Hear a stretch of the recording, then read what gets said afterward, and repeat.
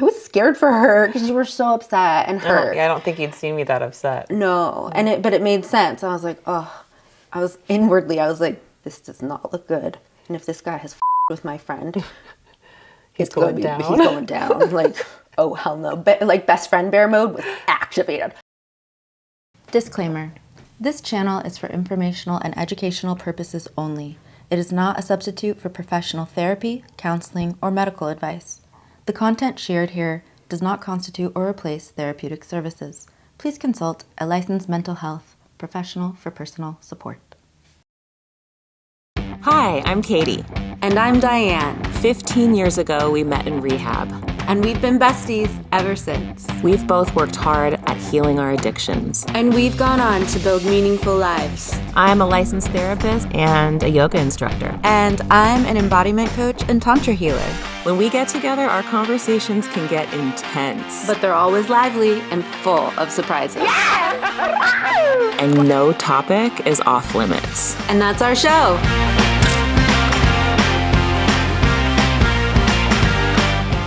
Hi everyone, welcome to another episode of We Can Relate. Happy to have you. If you haven't yet, be sure to like, save, and subscribe. Katie, what are we talking about today? Well, Diane, today we are talking about case building in relationships and why keeping score destroys connection. Yeah. It's a big one. It's a big one. Anyone out there, have you ever gotten a little seed in your head, started building and building, looking for evidence everywhere, reacting to that, and found out you were wrong? Yeah, hi. Been there. Yeah. Most of us have. This is a really normal thing, happens in relationships, but it also destroys relationships all the time. All the time. It's an epidemic. So, where should we start? What do you think? Well, I think we can start with the definition. That's usually what we do. We do have stories to share with you all, as usual. But the definition of case building in a relationship refers to the act of accumulating evidence, often subconsciously, to support a negative perception or belief about your partner. And it could be a friend, too. Or anyone, really. Anyone, really. Yeah. Essentially creating a case against them by focusing on specific actions or behaviors that justify a complaint or criticism, potentially leading to conflict and undermining the relationship. So we don't want to be doing those things because... go ahead. Yeah, we just don't want to be doing those things because we're here to have connected relationships. That's what this show is all about. Yeah, we're absolutely about how do we have deeper connection, deeper, more intimacy, more closeness, get the relationships we want where we're team with the people in our lives in an effective way instead of distancing unconsciously, all of that stuff that really can come up because we all have our lenses. Right? That's right. One of the quotes that we found, well, there's two actually, but one was, you can be right or you can be in relationship. And I love that. And another one that goes right into that, we'll say who these are from, but the second one is, being right at the cost of connection is too expensive a victory, which I loved that one. Yeah, can you say that again? Yeah, being right at the cost of connection is too expensive a victory. Being right at the cost of connection. Well, and we're going to go into this too because there are times where with case building, you might be right and you might need to sever the connection. And so it can go both ways. But really starting out with how this is problematic. And that quote, I just want to say, I really like the one, you can be right or you can be in relationship. That's by Harville Hendrix, who has a really great book for those of you out there maybe looking for a book on deepening intimacy with your partner. It's called Getting the Love You Want. Really good stuff. So just tossing that out there. Yes. Where next, Katie? You want to start with a story of how we've got a couple of examples. And again, this isn't about anybody being right or wrong, but one story of this case building being harmful and detrimental in one of our connections, and another one where noticing it was happening, case building was coming in and getting ahead of it and managing it in an effective way. So we thought that would be a really great way to bring in. Yeah. So I'm going to tell a story of a way that I did this. And by the way, I also want to say Diane and I have had this happen within our friendship. And if we weren't so committed to working on our friendship, those are the things, case building are things that can ruin relationships. So. Yeah. And this topic is really related to another episode we did. If you haven't checked it out, this is tangential to the stories we tell ourselves, and how something can get planted and get away from us. So in case building, I tend to think of often it can go, for me at least, over a period of time where I get this idea and then I start and then you're scanning the horizon. But but it can also, as in this story, happen all within an evening. Yes. So what happened, Katie? Okay.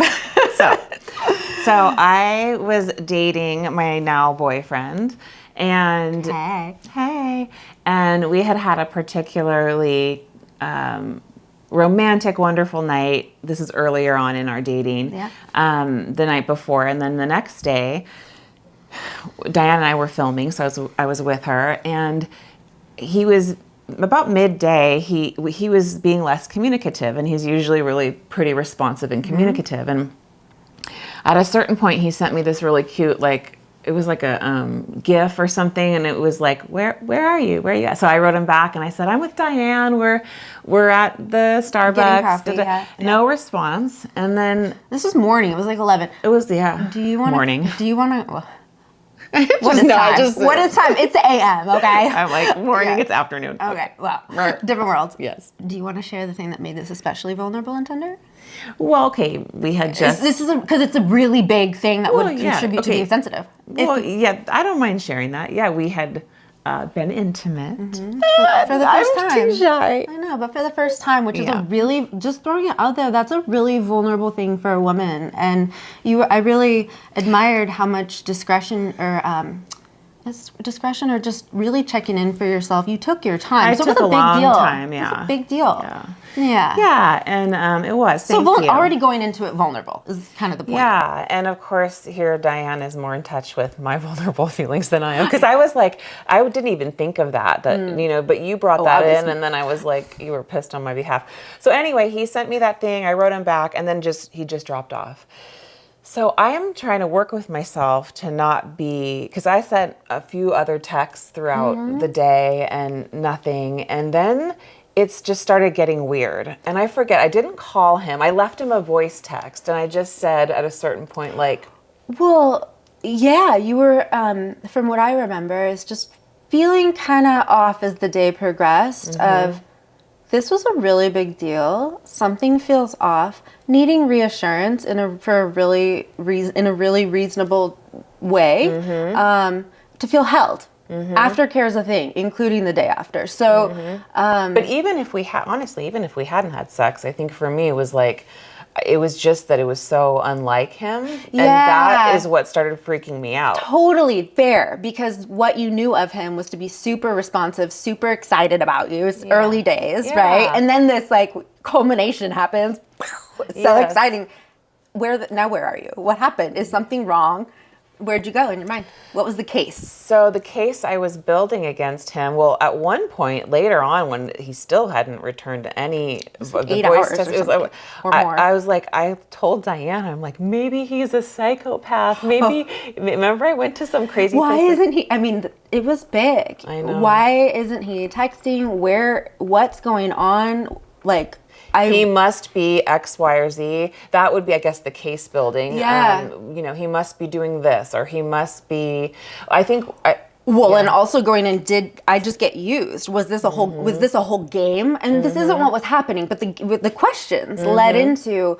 Have I been played? What if he's a sociopath and I didn't? This person I thought I was getting to know and trusting over a couple months. A few months. Yeah. Isn't who I thought he was. And then the spiral starts. Yeah. And I think the culmination for me was I had left this really nice voice text, not accusatory or anything, but just hey, this isn't like you. Please let me know what's going on. And then... Still nothing. Nothing. And then I was like, well, maybe he lost his phone. And I thought, well, how would I know if he lost his phone? I was like, let me check Instagram. So I opened to see, I'm like, if he's not on Instagram, maybe he lost his phone. So I could have just called, but this is me my crap of feeling starting too to play scared. chess. And Yeah. this is like a sign too scared to when we call. realize we're maybe case building is when we start, if you're playing psychological or relational chess, there's probably something going on in the subconscious that hasn't been. That's absolutely dealt right. with. That's absolutely right. Because So what happened? Well, I'll get there. Yeah. But some of my trauma has to do with or the way that how do I want to say this? Some people's trauma might manifest as going after somebody. Mine manifests as retracting. So like if I don't think you're interested, or if I won't text, to call him at this point when he hadn't been responding felt way too vulnerable for me. When you'd already shared your body, you already felt things were weird. You reached out in a couple of sweet ways of like, hey, I don't want to assume anything. This isn't like you. Like you started off pretty regulated. I was very regulated. And then the threads started coming undone the more the case got built. So what happened? Right. So then I look on his Instagram and I posted a picture of us from another time, and I see that he posted, or I see him look at my story. But he didn't acknowledge it with a heart or anything. He didn't heart it or anything. He just saw it. And so here's the first case thing. Well, not the first, but 17th. Yeah, 17th. Was like, okay, he saw my story. Clearly he has his phone, number one. Number two, he has not liked or hearted my story. Which means he doesn't want to get caught for having his phone. Yeah, and he always likes my story.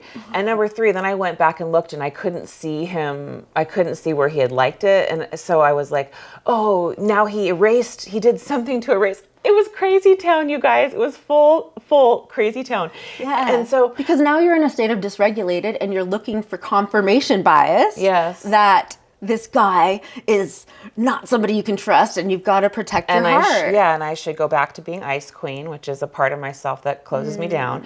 So luckily I called Diane and she came bawling. I was distraught because this was the first person that I had strong feelings with since my divorce in years.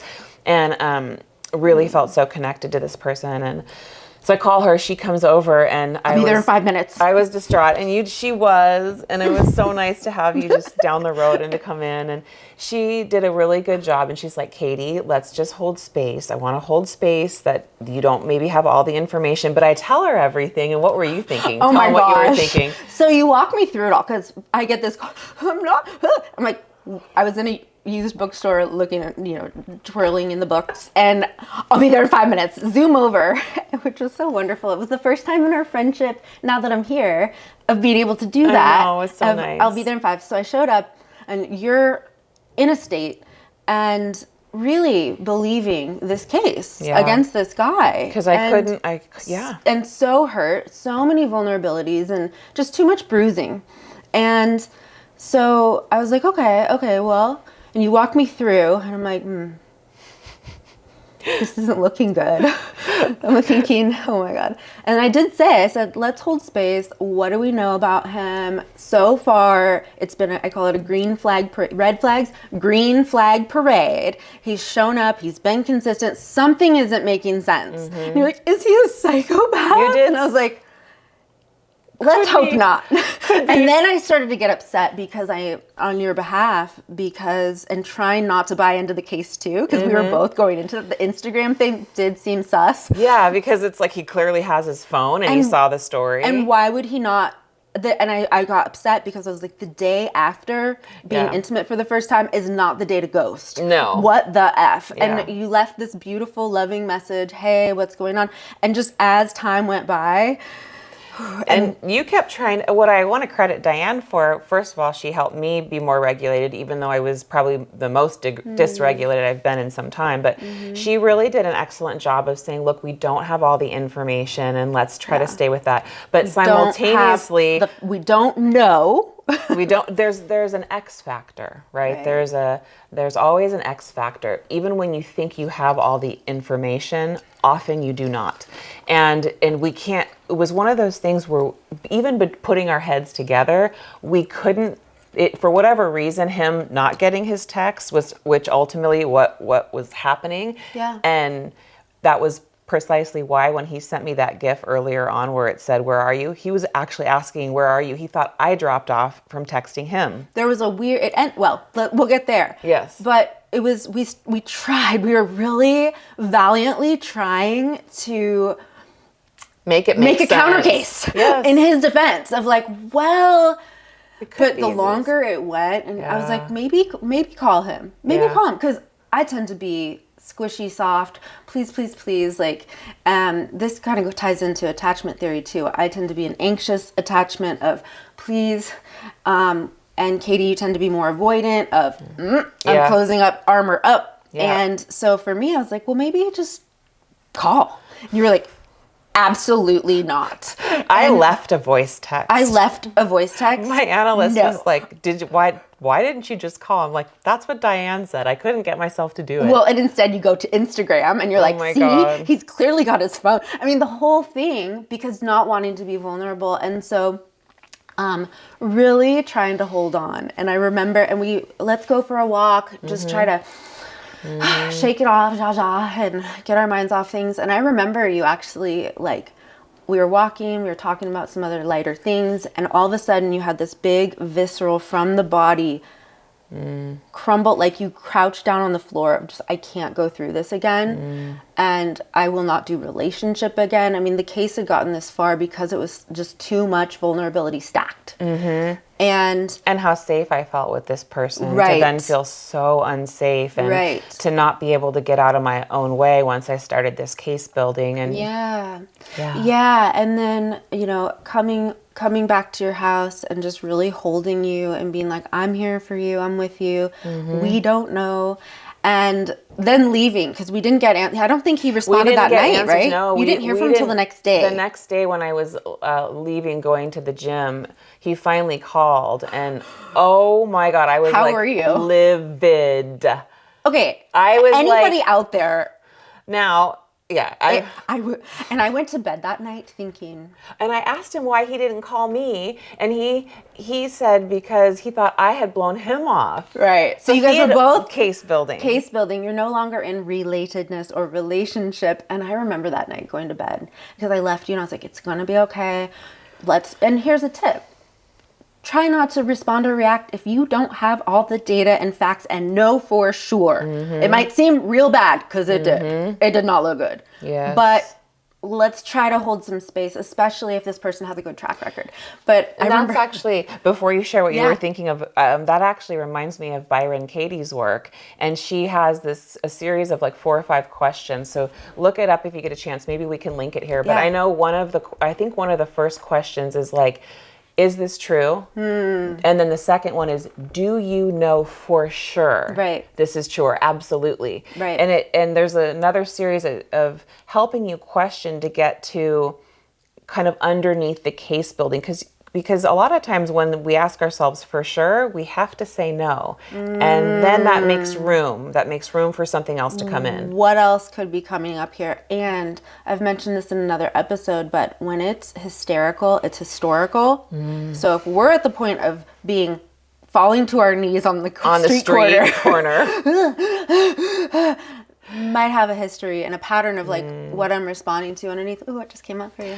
No, just it's my own reaction, I think, surprised me. I had so much feeling for this person, and thankfully, because we got through that. But, you know, like you were saying, the green flag parade. Yeah. It's like to have that and then have this happened.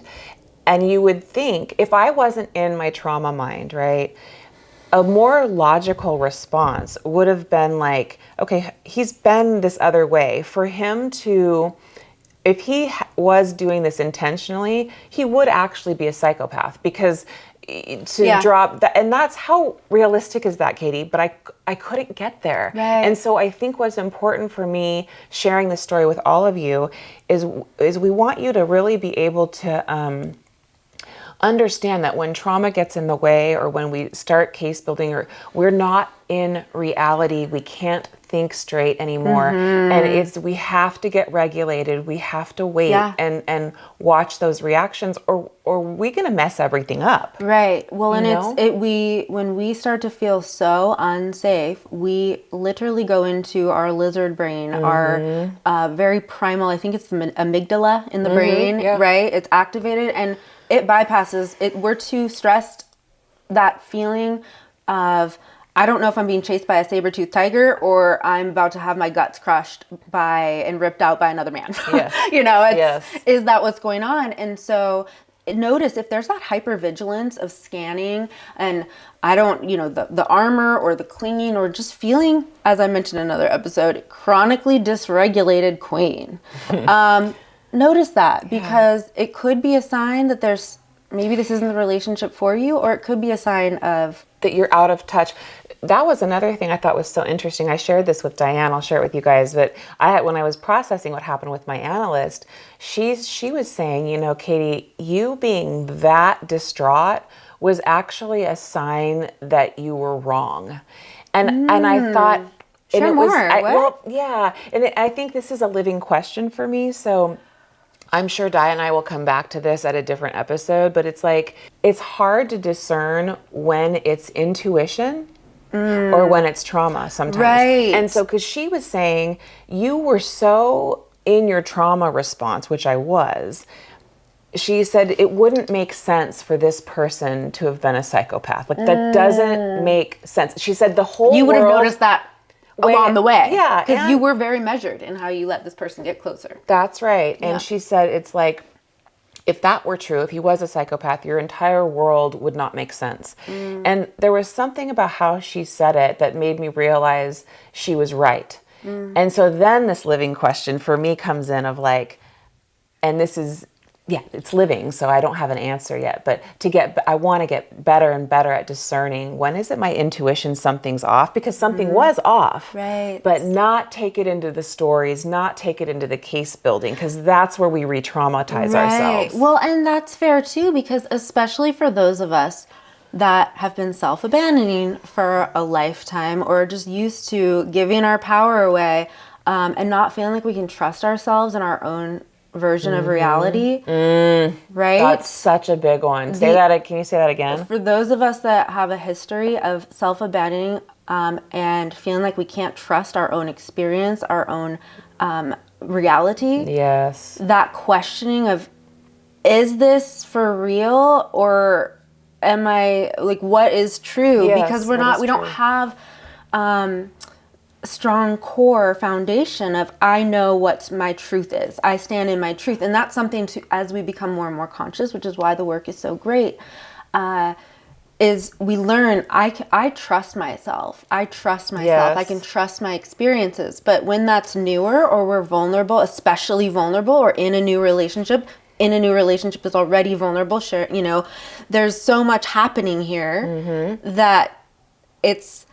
you are in the growing pains of building that muscle. That is so well said, Di. And I'd love to point out something really, I have chills as I remember. It was so beautiful because when I left, you kind of wound down.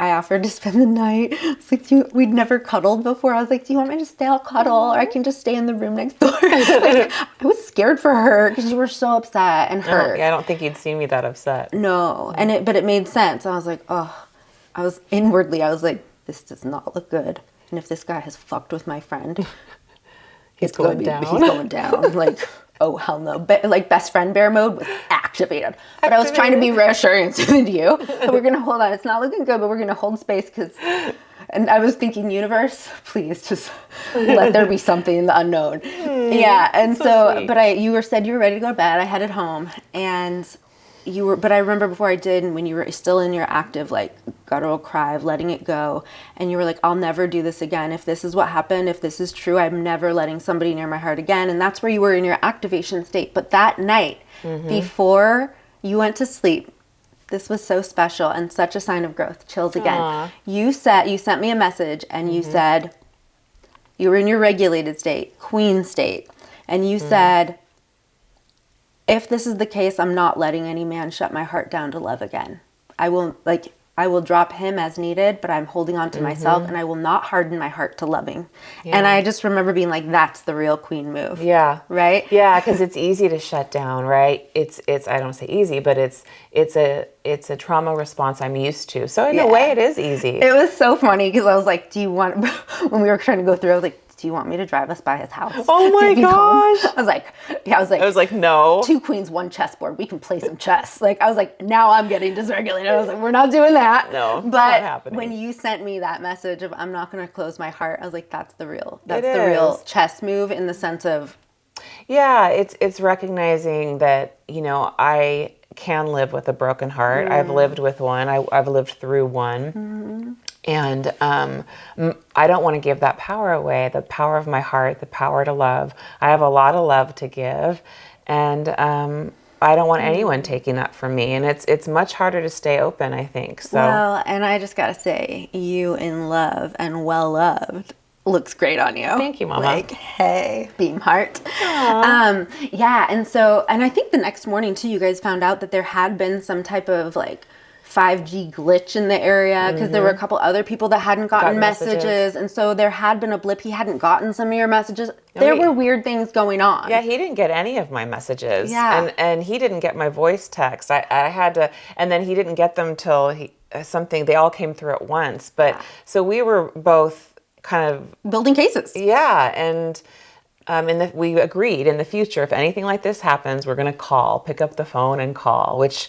how simple would that have been? Right. But even that, y'all can see how much my trauma and my unwillingness to be vulnerable got in my way. And that's why we're doing the show, is it's really hard for me to be vulnerable. And I think it's hard for a lot of people. And it's like, I want to fight that in myself, Well, and think about, and what a beautiful opportunity too, if anybody out there is in conflict or struggling with this in a relationship where generally the track record is pretty darn good. This is a solid person that I generally feel safe with, but noticing building, I call it debris. It's like keeping the street clean, building up debris on the side of, and now it's building up so much. I'm thinking of New York in the summer, the trash on the street, gross. the bags. But it's now we can't even see each other anymore. If we haven't cleared this up, we've got so many cases that it's built up that by the time we implode and the relationship is completely devolved, we don't even know where the original thing started anymore, because there's so much accumulation. I'm so angry. Everywhere. I'm so resentful. And what a beautiful opportunity to catch it in early on of, hey, I'm building this case. Let's clean it up. And also, how can we grow and do better so that going forward, this doesn't happen in the same way. Again. And making exactly agreements, which is a worthy way, a valuable way of deepening the intimacy. It is. And it was so helpful in hindsight that both Diane and my analyst at the time, made a point about me calling, because that scared me. It just felt I felt too desperate. Don't ever want to be seen as desperate. And of course, what does that mean? Inside, I'm desperate. I'm desperate to be loved. I'm desperate to connect with this person. But if I see, if I ever think anyone thinks I'm desperate, oh God, no. Well, run away.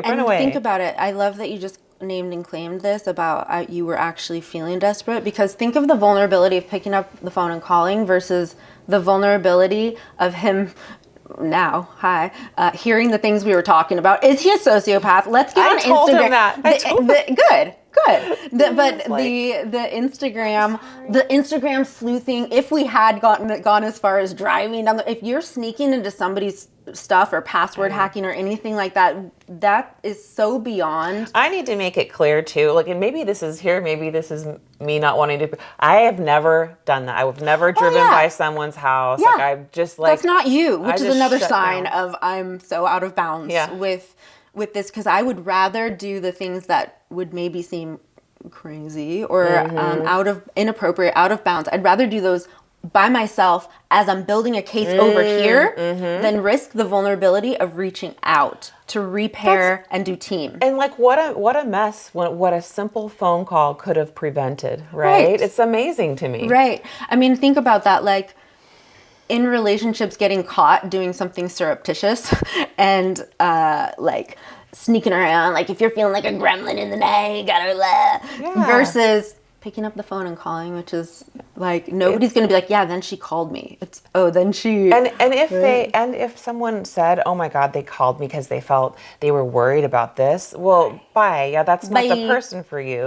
I mean, that's another thing that we're going to get to is, you just mentioned it, but this idea of debris and how these little things are not little things. Right. And if I can convey anything to you guys, and I'm saying it too because I'm saying it to myself, right, is I've been terrible at this, but like little things have bothered me. And I've said in various relationships, and I always find a way to minimize or dismiss, like just don't make it a big deal. And maybe if it was one thing. Be chill. Yeah, be chill. Maybe if it was one thing, it wouldn't be a big deal. Right. But when things start stacking, even if they're little things, and you keep dismissing them, they itch. Right. They itch. And you know what happens is when you have a fight with your person, whoever it is, then all those little things all of a sudden are already in the case file for this case building thing you're going to do. And so it's so much better to clean up as you go. For sure. It's like, think of tidying your house. It's so much easier to just stay on top of little bits as you go versus now it's a disaster zone. It's overwhelming. I'm shut down and I'm in a depressive hole. Yeah. Never been there. I can't function. What are you talking about? What? Yeah, and it's it's interesting too because I think I recall you saying at first in the early days him being like, why are you? You even said I'm practicing bringing up the small stuff as we go, cleaning up as we go, and that's new. And at first him even being like, do we have to talk about all the small things?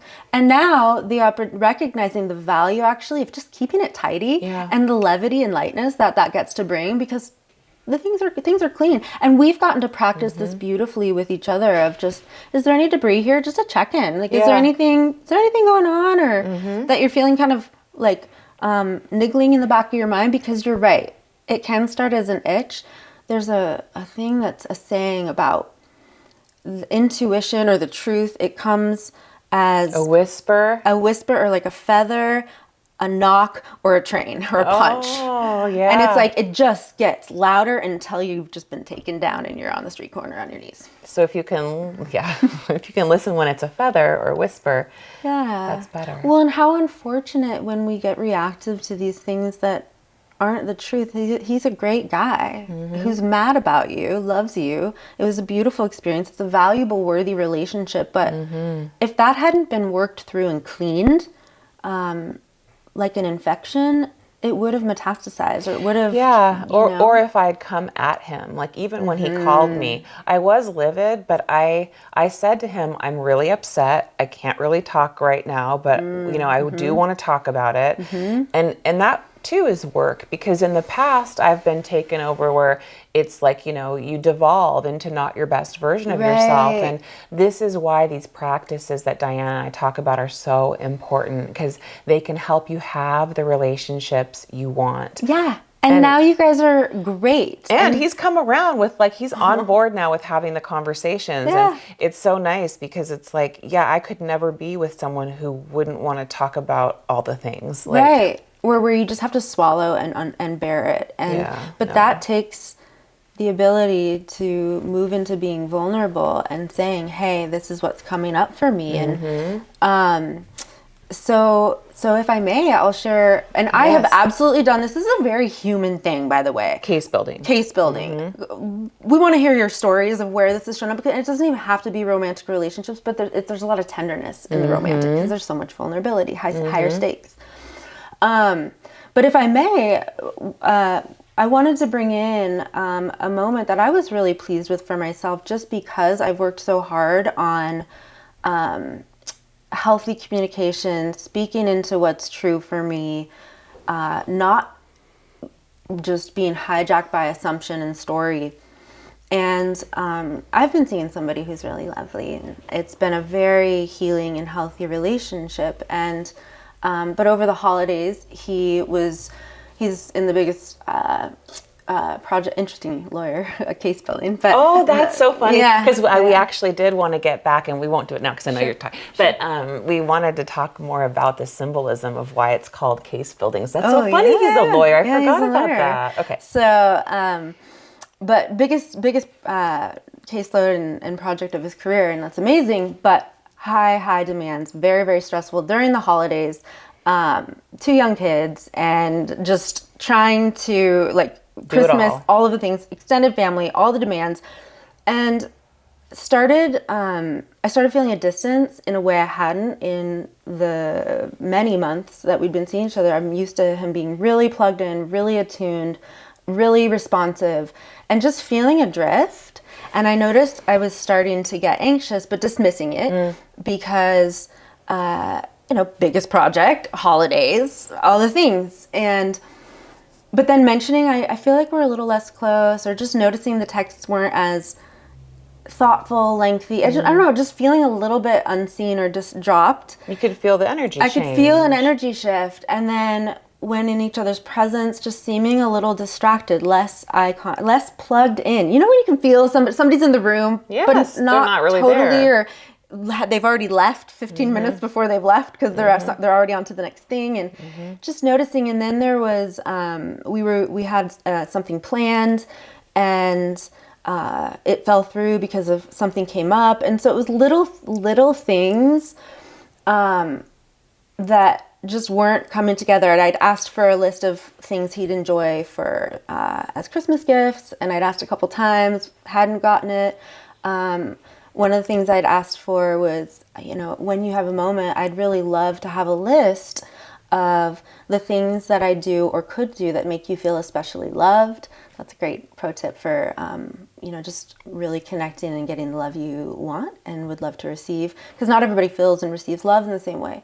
But that hadn't happened. So there were just things that were happening. And I noticed I was starting to go into, I'd mentioned it a couple times, was reassured of, no, I'm just busy.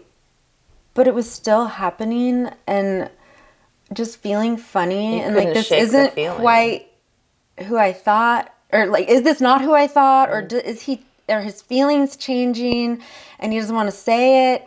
And then me feeling like I needed more reassurance, but it wasn't really getting there because then these little things, the debris.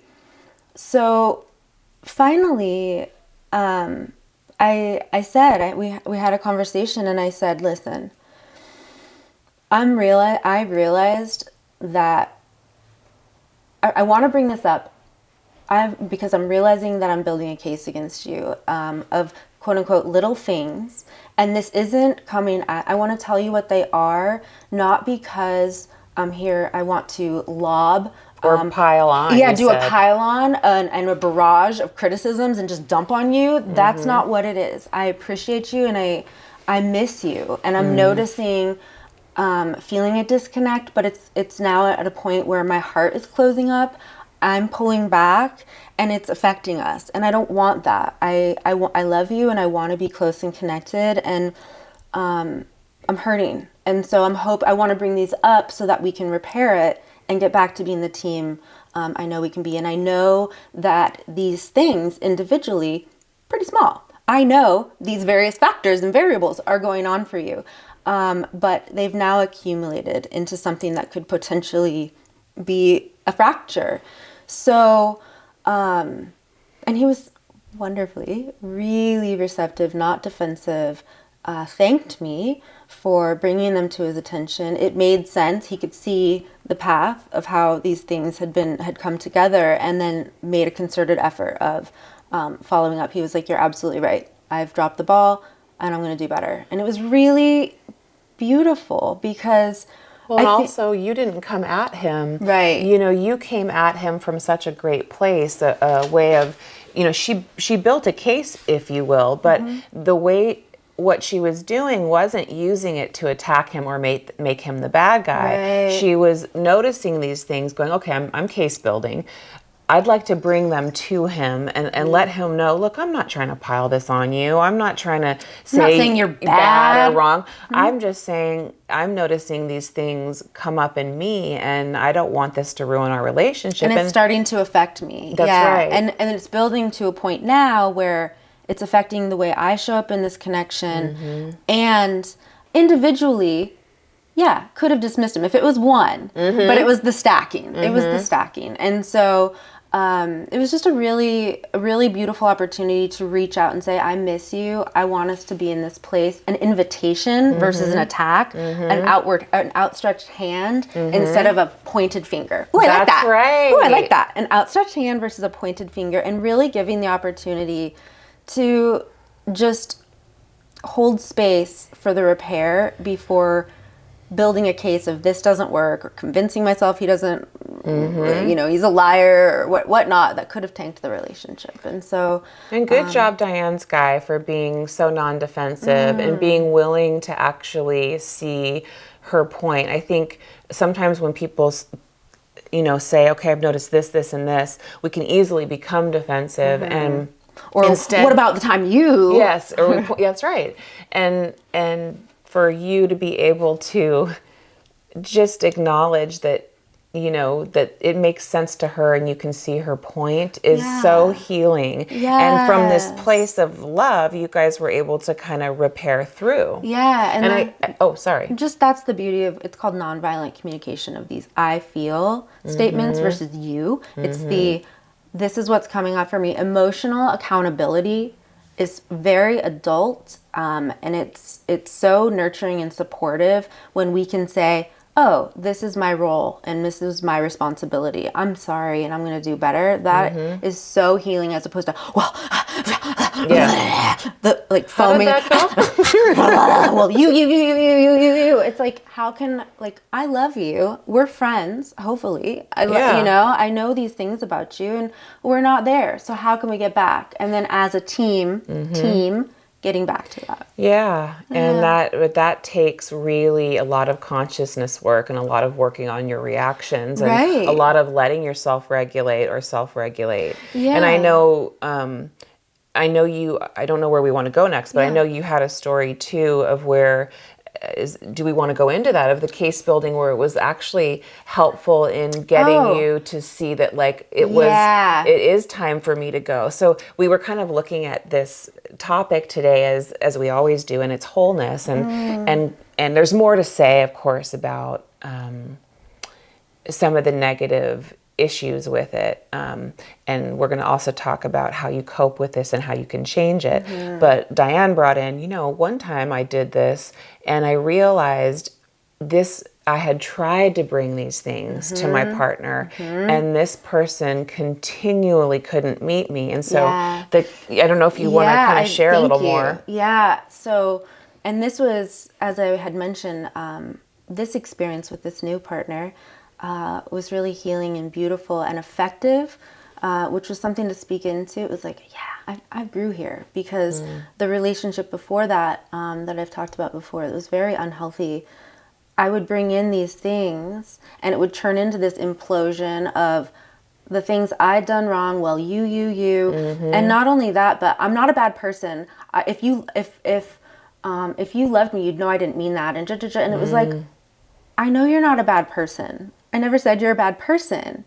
I'm just saying this hurt me. And, or now these things, I don't feel loved. And it was this whole disconnect. And, frankly, it was an emotionally, psychologically and spiritually abusive relationship. But, one of the things in that is I hadn't built more ego strength, trust in myself to trust my own experiences. So I would trembly, like, bring up these things, get exploded at how I was wrong, and then I'd be like, oh, I guess you're right, because I didn't trust my own experience. And one of the ways I built a case for myself, I started building a case for myself of, Diane, it's time to leave. This is your feeling. This is bad. You kind of built a case against your inner gaslighter. Yes. And you built a case against the outer him who was also gaslighting you. Right. And so in that way, the case building and documenting like you did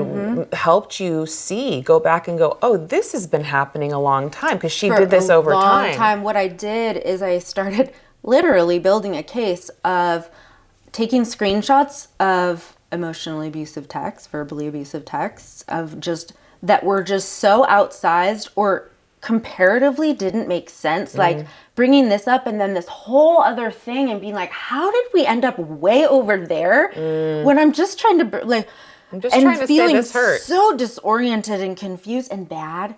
And so creating an album in my phone that I hid, but for myself, of over time, this is consistently happening. Facts, data, because I emotionally, inwardly, I still was so confused of And he'd be like, I'm just trying to love you into your best self. I just am holding space for your highest self. Like, Ooh, that makes me mad. Right. I just really love you and can see your potential of who you are designed to be. And I'm trying to help you get there. And if we could get there, I could go back to loving you like I did in the love bombing honeymoon phase. And the marks were always moving. It was just crazy making. And so, and another thing that I did was I started over a long period of time when I was in the hysterical, at my knees, feeling shamed, feeling bad, hurting, confused, shut down again, feeling like I was betraying myself by coming back or staying. I would take photos of myself or little videos of me crying with the snot falling, the puffy eyes, the red face. And I don't understand. Because I wasn't strong enough to leave, or I didn't, when I would leave, I'd come back.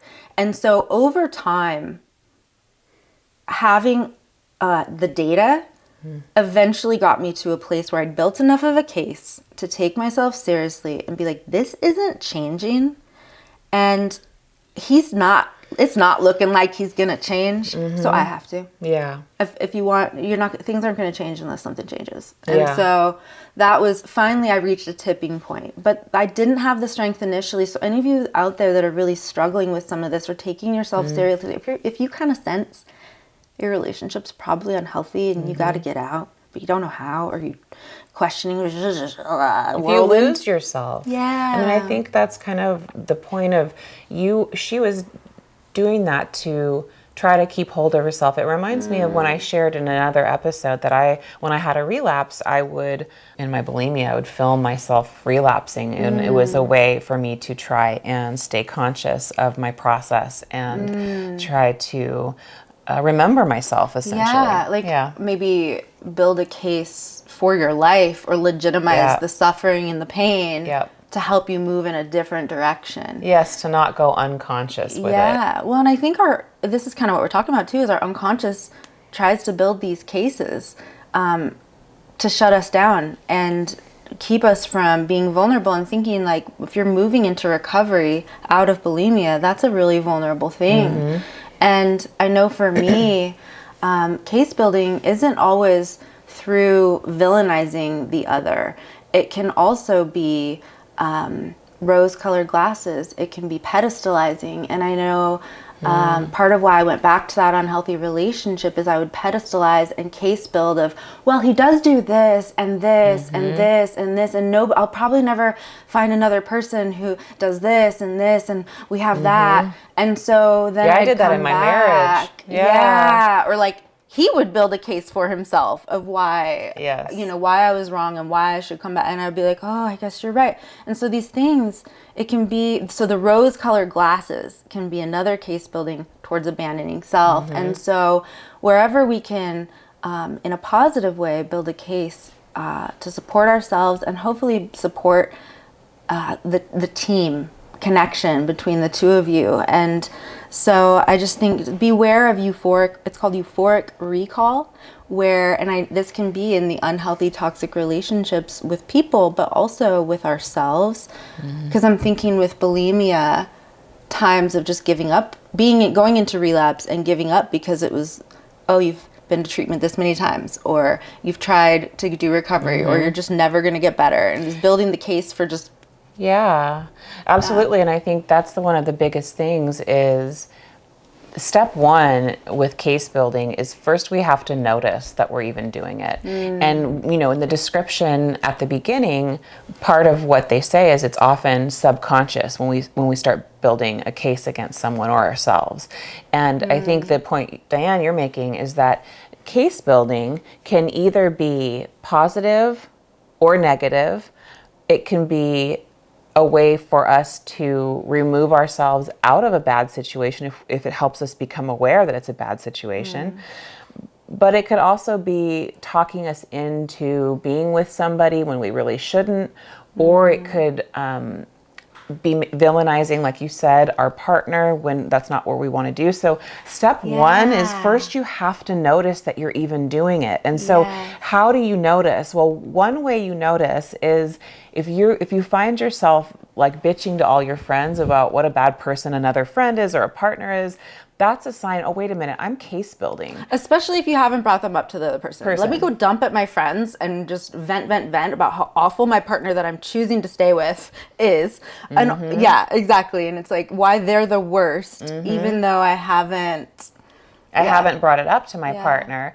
And it's also a way, I think, when we do that, you're sort of trying to get yourself to hear yourself. Well, you're getting your friends to mirror back to you that you're right. Yeah, exactly. Right? And I'm thinking about, that doesn't help relationships. It doesn't help the relationships. And also think about, honey, help me if I'm wrong here, but in court, right? You've got the defense and the prosecution. That is not connection. That is not being united. That is not team. No. It's proving. It's That's pointing right. fingers as opposed to taking hands. It's not mediation.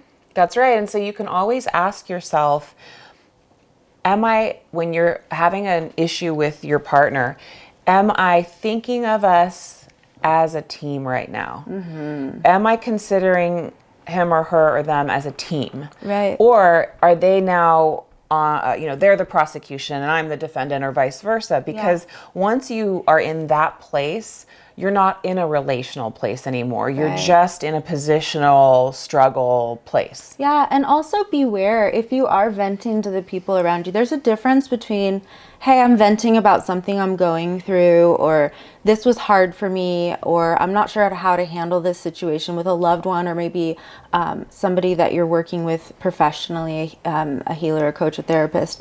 But so you want to be discerning about who you go to and how they respond, because hopefully they hold space for the other person too, where they can be like, they can validate your feelings. Oh wow, I can see how that would be painful. Or have you maybe considered this? Or do you have all the facts? Or who can stay validating but not go into the worst and double down and make it worse, add to the case, like F that guy, or all of that. Beware of those who are so quick to co-sign on dysregulation. That's a very good point. Yeah. Right. And it can be really painful because this is so common. We're tender beings. Our hearts are tender and sensitive. And when a lot of us go out there and we get wounded and we come shut down and relationships devolve. And it can be really hard to come back from. I think it's so great and such a testament to how far you've come that you were able to be vulnerable and hold space instead of you're out being polarized. I'm not available to hear or receive you or bridge this. Yes. I'm thinking of one other story. Those out there, have you ever been on the side of others case building against you and then being imploded at, or they ghost, and not knowing what's going on or having an opportunity to be heard of like, that's not what was happening at all. For me. Anyway, right, for me. Like in their minds it's happening, but it's creating stories and it's living out your projections. Yeah. Well, and that's one of the things that I love we both do in our practices is inviting clients. Like, please, if you're upset with me or I say something that doesn't land or isn't true or bothers you, please bring it in and we can talk about it. To have the experience of bridging as opposed to getting into this and right. I think that's really healthy to have. And I'm thinking of one last little story, if it's okay. Where you got to have this wonderful experience with your beloved of having this stuff come in, as it sometimes does and will, but getting to practice. That's co-healing together. You both got to learn. With my current partner, we got to do the same, very healing. With my ex, wasn't working, so I learned to case build, to hold on to myself. I was on the receiving end with somebody that we built it was sort of a connection, early maybe dating, some chemistry, some energy. Lovely person, but suddenly ghosted. And it actually was after the first time we were intimate. It was like within a week, just completely off the radar after I remember months. That. And I remember you saying you and he had actually talked about how much you both don't like ghosting. Right. So it made it even more weird. And because I had brought something up and I was like, yeah, I was tempted to ghost, but I thought I'd bring it up. And he's like, well, thank you. I hope he literally said, quote, I hope we're close enough by now that you would never feel like we could talk about it. You'd never feel like you had to ghost. So it really hurt that this person very ghosted. painful. And I reached out because I went into, was the sex bad? That doesn't track. Like, was I having an off day? Was the sex bad? Because that doesn't track. I mean, I love it. different strokes, different folks, but like. Like, I have not had complaints that I'm aware of. That's so funny. But bring them in. I mean, wow. Anyways, but also, what's going on? And I said, I actually asked if that was it after a while. But first, is there something going on here? Have I done something wrong? Just nothing. And it hurt. It felt weird. No closure. And eventually, I just had to let go of whatever this was. I'm not going to get answers. Maybe it was about me. Maybe it wasn't. But because I don't know. And interestingly, he circled back a while back, a little bit ago, and apologized. And I said, "Yeah, hey, what happened?" And explained, "Oh, I thought because this, and this, that you didn't care about me, you didn't care about my family, you didn't care about." It had nothing to do with the sex, by the way. You didn't care about my family. You didn't care about this thing I was going through. And I thought I had been asking about those things. I had no idea. And I said, I am so sorry, one, that you thought I didn't care about those things. I did, very much. I thought I was speaking into and being there for you. But even more so, I'm so sorry that you didn't feel like you could tell me that. And that for whatever reason you didn't feel safe enough to say, hey, this is coming up for me and I'm not feeling seen, met, related to, cared about. And then, because I would have wanted to repair that immediately. And instead, there was this rift of, on both sides, feeling bad on both sides. And unfortunately, I forgive this person, but I'm not open to, I wish you the best and we can be in touch, but like loosely, but you don't feel safe. I don't want to be a liability because now I have that data of this is something that could happen and maybe they've grown. I hope it's a teachable moment, but it's just, the debris broke it and now it's in disarray. I think also there wasn't enough of a connection. It wasn't like, at least if you'd been dating this person for longer or, there might have been more of a connection, but because of that, it sort of was too tender. And it's like when someone hurts you in that way for that long, it's hard to then repair sometimes. Facts. Yeah. Because it was early days, earlier on, we hadn't built enough roots to be able to withstand that kind of that degree of a hurricane or a storm, that much damage. It just was irreparable. And it's interesting because it's like, you're not a villain and it's okay. Makes me think of what you were talking about of how it wasn't personal against me because it wasn't based in truth, but something in him was triggered or activated? Yeah, or just unable to bear his own trauma around not being held or something. Yeah, that was one of the things I wanted to mention too, is just that we dissociate. Case building can be a form of dissociation because before you start case building, it means you're having feelings, right, that are too hard to bear, too hard to understand. So instead of really tending to your own feelings first and trying to understand what they mean, what they're telling you, why you're hurt, you go into case building against your partner because that's more dissociative. You don't have to think about yourself. You can just blame. And it becomes, unfortunately, a coping strategy that usually doesn't work.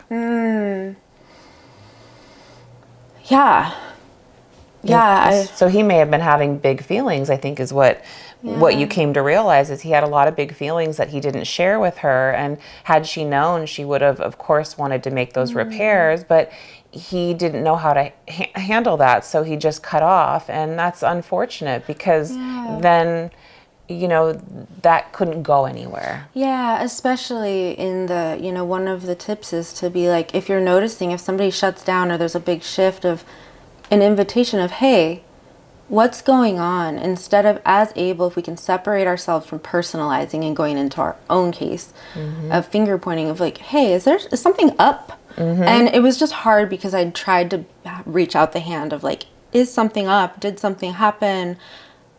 Nothing. And that was really, that level of drop, I guess, triggered me enough that there's a healthy distance that I feel needs to be in place to just take care of myself. And and I'm thinking about friendships too. Like, and this would be an interesting question for you, which I want to get to in a sec. But I'm thinking of, because you were saying this happens in, you were speaking about specifically partnerships, and I was thinking, well, friendships too, and of course family, professionally, etc. But a friend of mine that I was really close to for years, and when I had my spiritual awakening, shifted from insecure, retracted, scared of being in life, to more vibrant, more alive, pursuing dreams, I didn't feel supported, and I really got in my head and built a huge case of just why I couldn't be friends. And I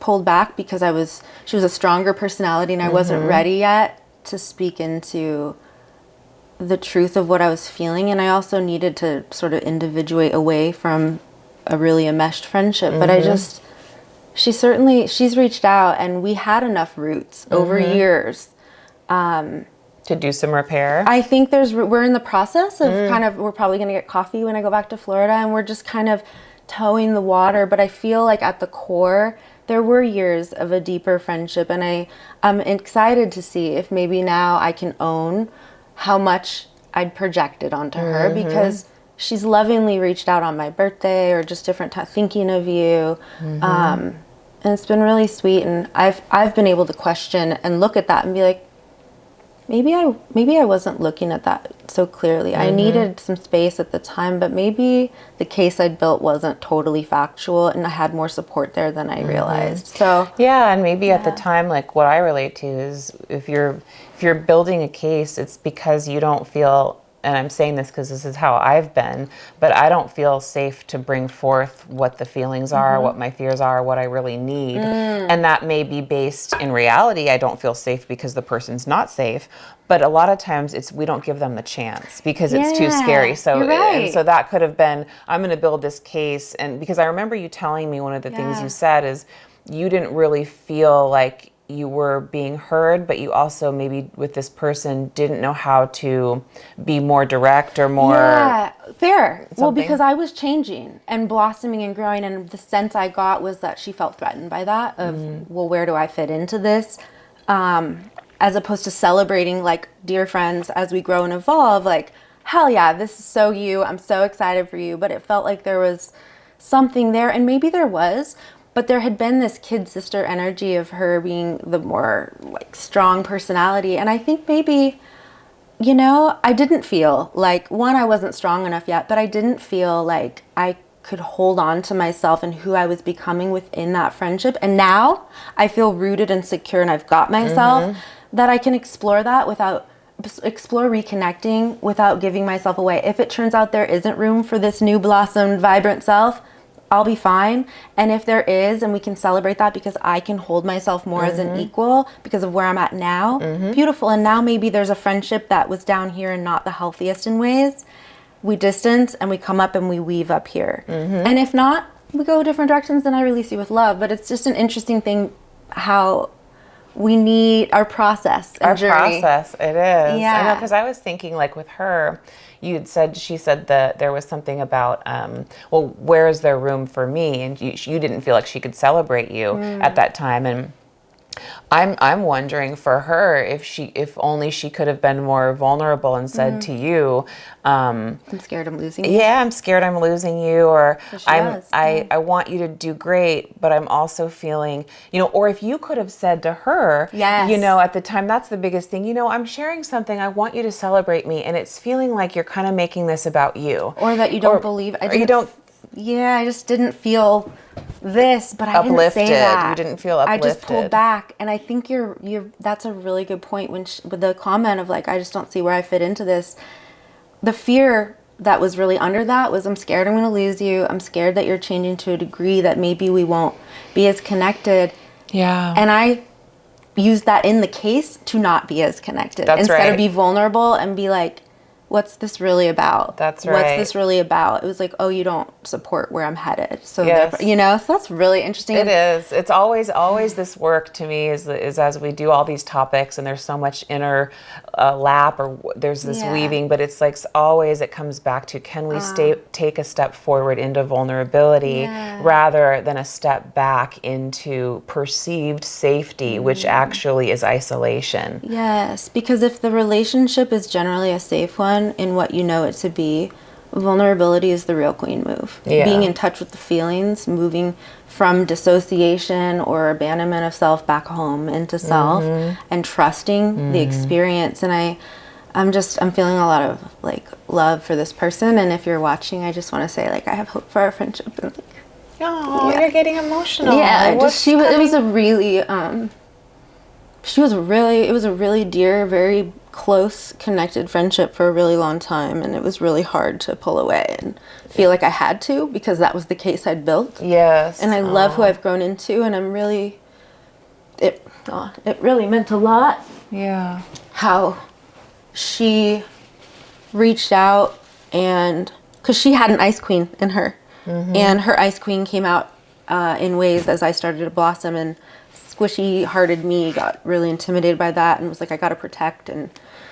But there was a lot of love there, and I've missed my friend, and there's been grief, and I'm hopeful that I'm looking forward to hopefully finding out more about who she is today and sharing more of who I am today, and it'd be wonderful to have repairs. I love that. Yeah. And so- that's all coming from a place of both of you being vulnerable, Yeah. and not Yeah. and refusing to stay in this closed space. You're Yeah. both saying, you know what, let's see. Yeah. And while it's not always appropriate, it's so lovely, I think, when we can give grace to allow people to change, allow ourselves to change, to be able to I change our forgive minds you for to what be you able- couldn't do, couldn't be, couldn't Yeah, say. being able to change our minds too. Like, maybe this wasn't a fit then, but you know what? Giving space for people to grow. It's like cancel culture. I mean, we should do an episode on that, but Absolutely. it's so wrong to me. People need to be human and have space to be human. And so anyway, I think it's really beautiful, and I wish you guys luck. Thank you. Yeah. And I'd love to be able to say with that one guy, like, I mean, never say never, the road is long, right? Yeah. But just where I'm at today is like, it would take a lot and quite a while. And with my ex, where it was really unhealthy, you know, there's things I miss because there were things that were really beautiful about him. But I still to this day don't feel that there's room at all for me to be celebrated in who I've grown into. And part of holding on to myself is keeping sort of that needed to be a case that stayed separate and not integrated. Because what we're really talking about is connection to first ourselves and our lived experience and our truth, and then connection with the others. It starts with self and then branching right. outward. And the, if I may, the question that came up for me was, Yes. because I was speaking into how I needed to move and separate from this former friendship, or this still friendship, but move away and take care of myself and blossom and bloom. And we had an experience of that in our friendship. And I'm wondering if there was case building in that, or like what, because you'd mentioned it took a lot, you were struggling with. You know, I think the case building, what were you Well, just to say? summarize Sorry. what happened, if Yeah, anybody yeah. that didn't see in one of our episodes, but go ahead, share what happened a little bit. I'm just wondering if when we had a rift or a separation. Yeah, it's interesting. When we had a rift, this was at a time, if you didn't see the last episode, or I'm not sure what episode we put it in, but Diana and I had to take space because I was in a place where I just couldn't, I needed to have my friend in her fullness, in her wholeness, and she wasn't sharing a whole part of her life, which was that she was still struggling with her eating disorder at that time because she felt too much shame. And you know what's interesting is I don't think case building happened for me then. I knew that where you were, and I was loving you from afar. I just couldn't go from such a rich friendship that we had to this hollow, like half. I just was like, no, this isn't you. Yeah. But I think what I've realized is I think case building has happened since you've gotten healthier, since you've been so transparent. I think I have some like some PTSD, or I don't know what you would call it, but like some fear that comes in. It's come in more recently, not as much now, but like even when you would visit, it would come in more like, oh, is this happening, or what's going on? And I would feel like scared because I was still, I think, thinking of how it was. And I think like it was just hard for me because I had experienced you one way and that had broken some trust for me. But then you were repairing it and are repairing it and have repaired it. And I think sometimes that old stuff comes in, but I think the good thing is I catch it now, where I'm like, no, you might be starting to go there, but this isn't who she is anymore. It's like, oh yeah. So that awareness really makes all the difference. Yeah. Well, originally, that's really helpful, and I want to respond to that piece, but what originally made me think of it was you mentioning at one point that it took you a long time to say the thing to me, which is, I have to step back. Yeah. And that conversation, that was really a difficult one for me to receive and for you to say. Yes. But not building necessarily a case against me so much as noticing that you didn't feel met and having to hold on to you because it became too painful. And how brave that was, because it was really, really hard. And, it was. And then the repair, because we had those roots, right? We were able to make the repair, but it makes sense that, we've been reconnected for years now, but that as I started coming out, for example, working on the show, living here, my process with, one, recovery, but also being more transparent about where I'm at in recovery, or, where I've been with it at different points. It is still newer practice, or at least it was when I would come out here, because a couple years ago when we started, there were nights where I would go out or like go for a long walk and be in the food but not feel like I could talk about it because I'm in your home. I was staying with you, and I'd try to make sure it was always out of the house, but not wanting to be disrespectful. So there was some struggle of being vulnerable, because really what it was is I had so much shame and fear of not being loved in my fucked upness, fear of all the things, because that's what the separation is. Fear of, if this is all of me, this is my ugly and my shame, and I'm scared if you saw and knew it all, you wouldn't be able to love me, or you might leave again. And what's so crazy is, like, what is amazing is it was the not sharing that felt bad. It's like the knowing what you're struggling with, or when, that always makes me feel closer to you. So it's interesting, because it's like you're building the shame and the fear, build a case for us to hide and be secretive and be more isolated and polarized in our non-relatedness, which is so painful. It's so painful. And when really the person that loves you and pro tip here, if someone doesn't receive you in your fullness when you're being vulnerable, run the fuck away. Yeah. Build a case for yourself and get out. Move out. Yeah. Well, and this is how it was healed, because it was so uncomfortable to do vulnerability, terrifying, because I hadn't felt met, seen in all of my ugly and shame. So the co-healing that got to come in as we made repairs was getting to practice gradually over time. Instead of just saying, oh yeah, I wasn't doing so well with food a while back. Vague.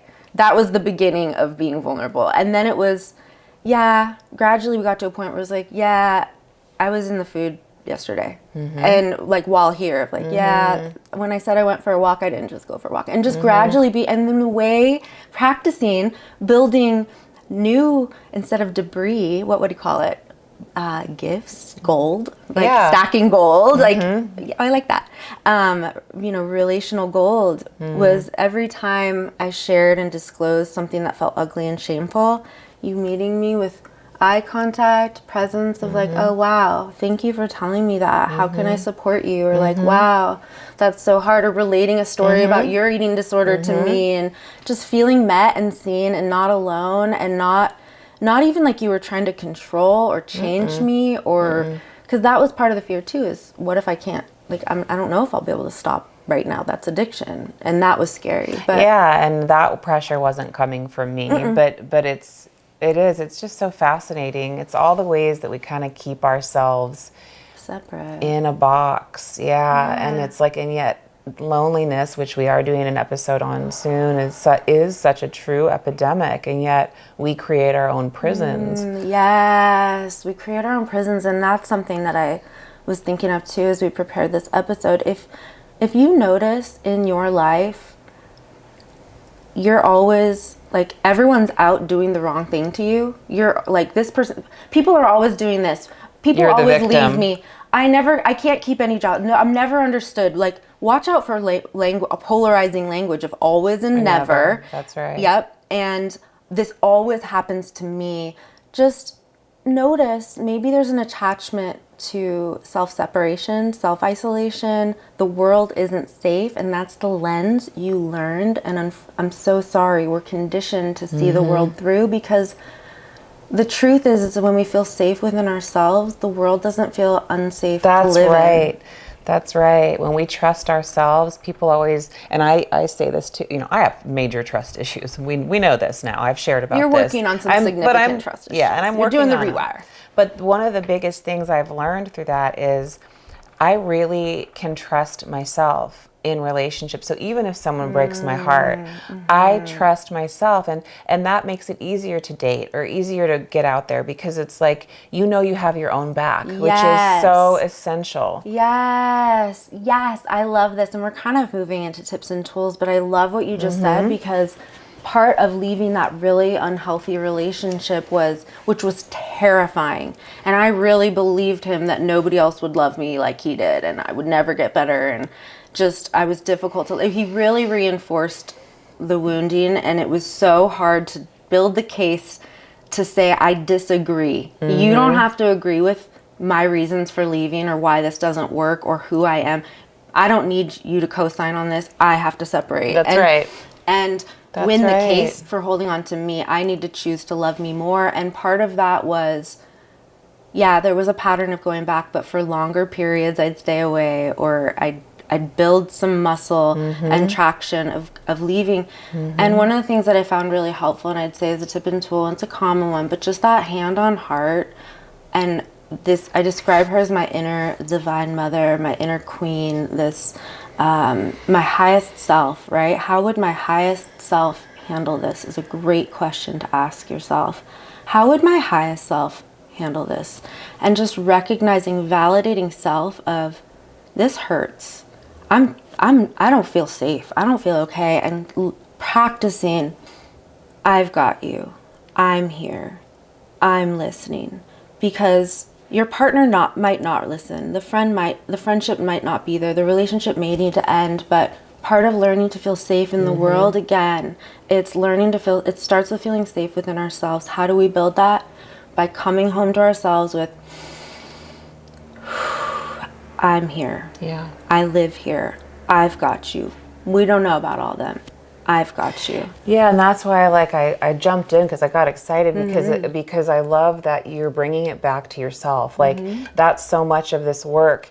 If you won't case build, if you bring it home to yourself, you won't be villainizing someone else. Always you won't make be, a case for yourself. Your Highest self. highest self, and coming back home and just giving yourself that time to understand your own feelings and to process it, which is something I still work on every day, and I still need time. And, we're both here in the trenches with you guys, and just want to say, like, knowing what we feel, honoring what we feel, not case building against anyone else. Trusting your truth. That takes time, and it takes practice. And so these little skills or tools we give you, like asking, do you feel like you're on the same team? Coming home to yourself. All of these are ways for you to begin this work. And I love this. Oh, this is so good. It's this question of, okay, trusting your truth of what is true for me, And what are some truths about out there that I don't know for sure? We didn't have all the data about your fella. We didn't have, but we knew the truth of your feelings in that moment, and those mattered. We could and tend that's to that. something you could tend to and control. That's right. A lot of times this case building comes from a place of I want to Putting control. it on someone else. Yeah. I want to control this. I feel out of control, and it's a vulnerable thing to surrender into the unknown, being not having control. But what you can control is how we show up for ourselves, and that might take repair and building trust over and over, which is what you were doing, for example, with the documenting the bulimia or documenting the tears and abusive texts or whatever it was. It's like I'm building a case to start trusting myself that I will come home to myself. Because initially, when I started this practice of I'm here, I've got you, I'm listening, that inner little wounded, traumatized girl in me was like, no, you're not. Where the fuck have you been? You threw me out into the wolves, and I'm not okay, and the world is not safe. And it was like having to come to her and be like, yeah, I get it. I haven't been there, and I'm so sorry, and I'm going to prove to you that you can trust me now, and I'm going to continue to show up and take better and better care of you. And that's how we build in that direction. That's right. Yeah. And you're kind of telling her, I'll prove it. I'm going to prove it to you, so you can be angry with me. You can fight me. I'm still here for it. That's actually called reparenting. It's like I'm like being the mother or father we needed and didn't get, because now we're adults. It's not your fault maybe what happened to you, but it's our responsibility to heal it and to meet it, or things won't change if we don't change. So I love that. What else comes up for you for tips and tools? I think I've really said them all. We've really woven them through this whole episode, I think. So for me, I think I've said all the tips and tools that I have. I don't know if there's any more that you would want to throw in there. Let's see. Yeah, we can take a look. Yeah, just really noticing if you're in the victimhood or feeling superior, like above, because maybe you've built a case that you're completely in the right. Again, it's this polarization, pointing fingers in any way. Versus bridging. I like that. Yeah, let's see, I'm trying to think. I guess that is something I would piggyback onto then, is because I never thought of it like building yourself, making yourself right. Yeah. Because I tend to go the other direction and make myself wrong. But I love this idea of whether you're making yourself right or them wrong or vice versa. That is really symbolic of why we call this case building. Lawyers build cases. They are going to find information so they can fight each other. Somebody's right, somebody's wrong. So somebody's the angel, somebody's the devil. And so it's never really the case. That's right. And that's the whole point of what you said so beautifully, is just this idea of if you're at all in an extreme, chances are if you're in an extreme, you're not in reality. For sure. And there's that saying about there's your truth, my truth, and then there's the truth, right? And that's the reality of it. It's there's hybrid, and there's room for all of it. Yes. There's room for all of it. And also just a suggestion would be, it can be really hard to hold grace and space when things are looking not so good. Oh my gosh, so and hard. Especially when we're foaming at the mouth because it's for sure looking real bad. There's no way. It's real hard to take a breath and realize maybe he's not getting his texts. Yeah, maybe there's a weird 5G thing going on and he thinks you've ghosted him and is tender about it, so not responding, and that's what's really going on. Like, who would have thought? Especially, she didn't even think of it. Well, because he saw Instagram. So how could there be a phone blip? I know. That doesn't make sense, but it did, because there was a blip enough to see the thing, but he was feeling tender, so he didn't want to hurt the thing. But now it's been 24 hours since the first time you were intimate. Crazy. That is fucked. I know. Not okay. That is dump him and run behavior.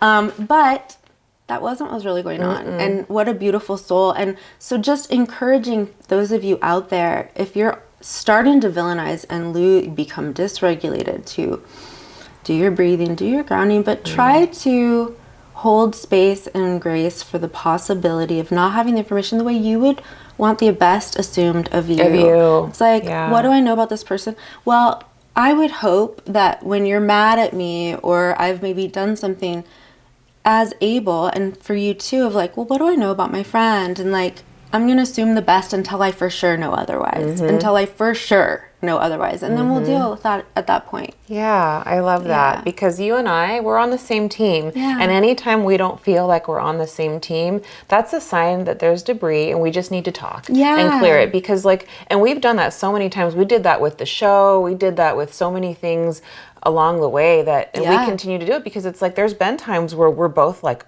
I don't know if we can go on with, and it's like we get triggered, but then no, we have to remember, no, we're best friends. We're on the same team. Like, you're an amazing person. So are you. I love you. And your soul is good. Your heart is pure. And I know you well enough and long enough to know that your heart is through and through good and well-meaning. And were you going to say more? Just same you. There's another quote I know I've mentioned, which is, a true friend knows the song in your heart and sings it back to you when you've forgotten. Oh, I love that. Yeah, and it's this idea of like, and there's another one of you can't say the wrong thing to the right person because it's like we know the language of each other's hearts. So if something lands funny and hurts, I now know I can be like, hey, that didn't feel so good, or I'm feeling tender around that, and we can clean it up without going into defensiveness. But when we first started doing that, just a couple years ago. Oh, man. It was terrifying. It was so hard. And we thought we were really we started the show before not knowing that we had more consciousness to drop into. And now I feel like we're really closer and closer than ever, and it's so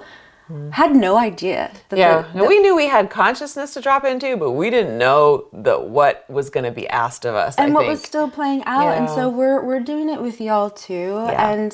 And we call it reality that's real. We're not gurus at the top of the mountain that have it all figured out. And together it's a process, and we're all on the journey walking each other home. So I wanted to have you read that. There was one I think quote at the end that I wanted you to kind of go through for them.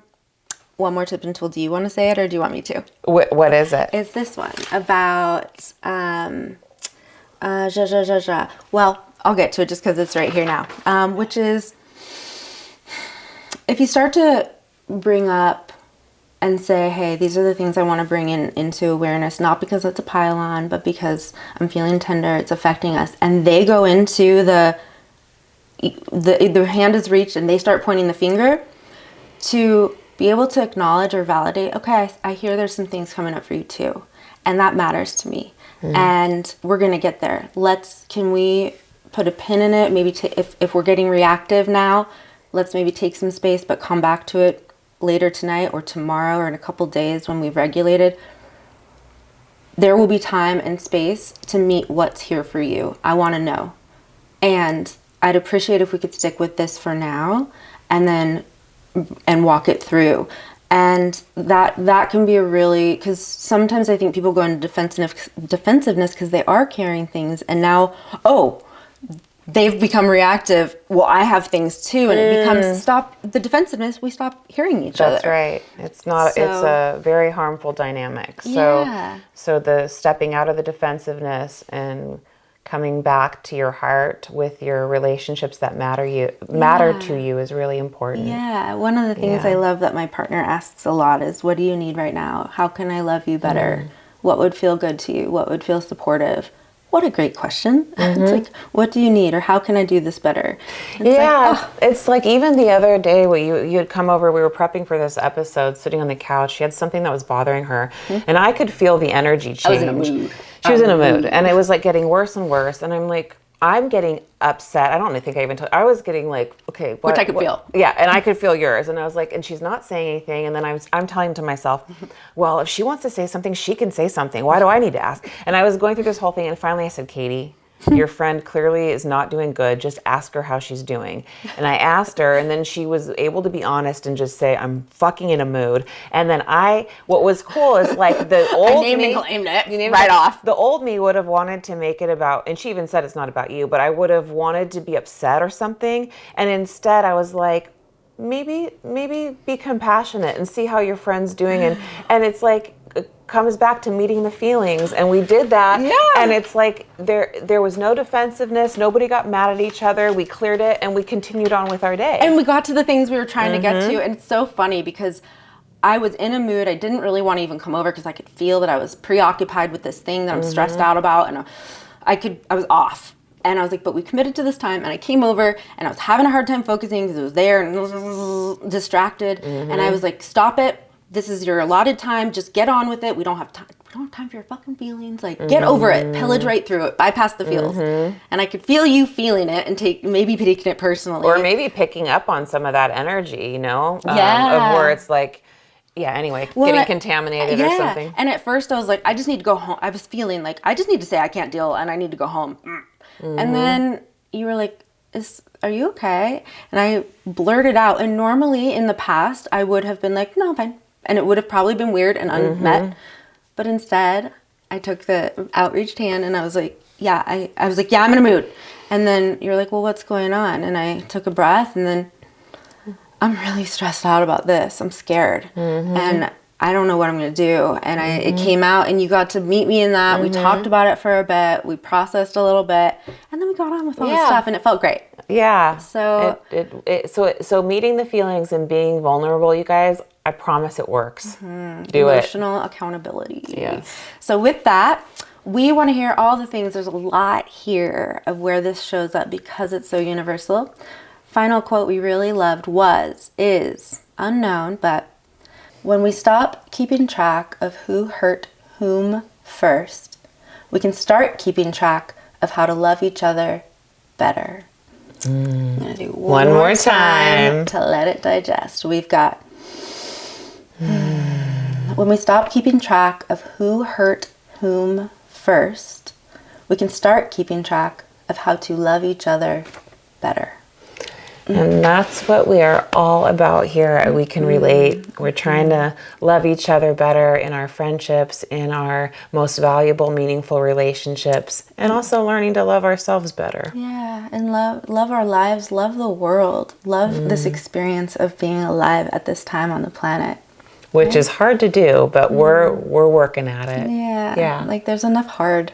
Life should be danced through, not fought through, right? Aww. So with that, just please like, save, and subscribe. And of course, tell us all your stories. Where do you case build? We'd love to hear from you. Until next time. Until next time.